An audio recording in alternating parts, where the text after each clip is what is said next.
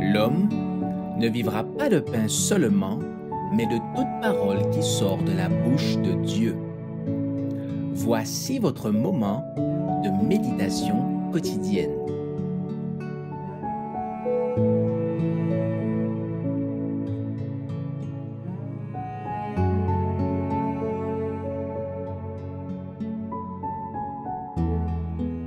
Un esprit orienté, le 15 novembre.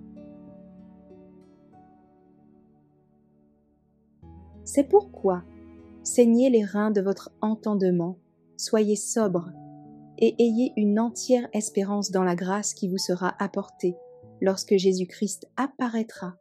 1 Pierre, 1 verset 13. Peu de gens réalisent qu'ils ont besoin de contrôler leurs pensées et leur imagination. Il est difficile de fixer un esprit indiscipliné sur des sujets intéressants. Mais si nous ne faisons pas un bon usage de nos pensées, les valeurs spirituelles ne pourront pas s'épanouir dans notre âme. L'esprit doit être préoccupé par des choses sacrées et éternelles. Sinon, il entretiendra des pensées frivoles et superficielles. Les facultés intellectuelles et morales doivent être disciplinées. Elles se fortifieront et se développeront par la pratique.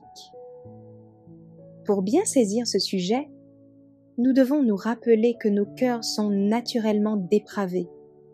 Nous sommes incapables de poursuivre la bonne route par nous-mêmes.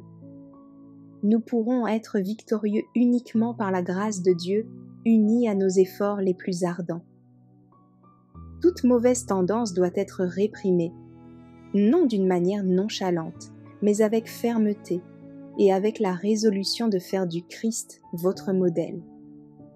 Que vos affections se tournent vers les choses que Jésus aimait. Éloignez-vous de celles qui vous écarteraient du droit chemin.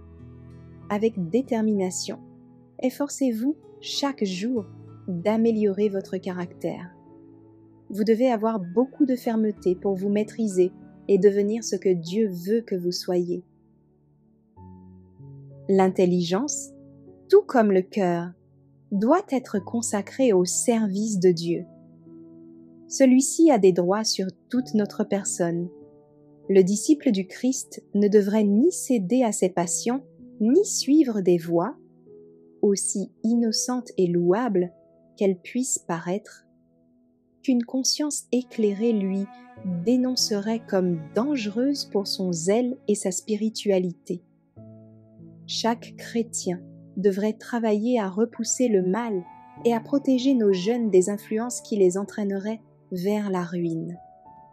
Que Dieu nous aide à remonter le courant.